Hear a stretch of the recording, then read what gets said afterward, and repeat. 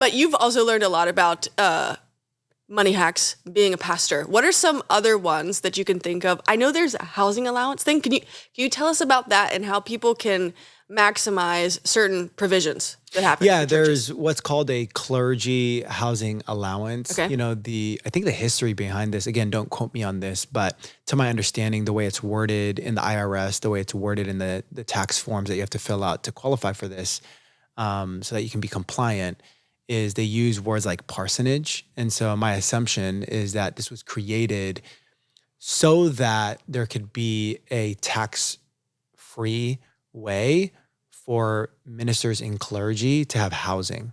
You do see that there are mega churches out there that are well financed and well funded. Yeah. But there are over 300,000 churches in America. Most are not overly financed and overly funded. Yeah.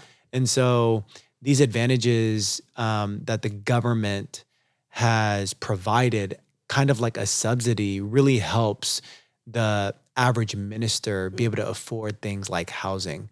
Okay, if you have a minister that is counseling, shepherding, helping people in the community, you don't want them to struggle for a house. You don't want them to struggle for finding a home and having a place to sleep and host and meet with people. And so there are these advantages. So it is called the clergy housing allowance. There is this worksheet that you need to fill out and file away on your records in case you get audited, because it allows you to fill out pretty much not just housing, but things that go into kind of the day-to-day expenses. So there's things like furniture, there's things like utilities, there's, things that would be the bills related to housing too. You can put on this worksheet, and then basically you take your salary minus whatever you calculate on that worksheet. And the difference of that is the thing that gets taxed. Wow. So a lot of times that allows pastors to stay in lower tax brackets, that allows pastors and clergy to be able to pursue housing and housing-related expenses without needing to be taxed on that as well.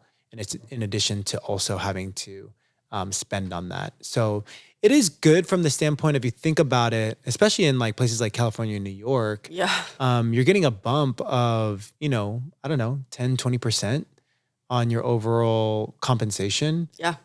If you didn't have that. And so that allows the church to not have to pay crazy large salaries and expend a lot of money to staffing when pastors and clergies can specifically take advantage of this. So it just makes the allocation of funds a lot more efficient and optimized, thanks to the government, really. Yeah.